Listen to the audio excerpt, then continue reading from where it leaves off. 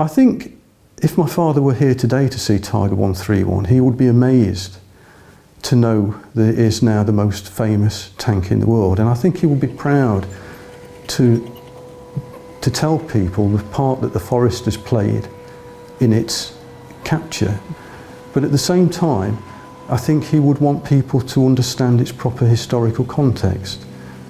He would want people to know and to understand that although we can appreciate it as a fine piece of engineering, it was in fact a killing machine invented by the most heinous regime in history.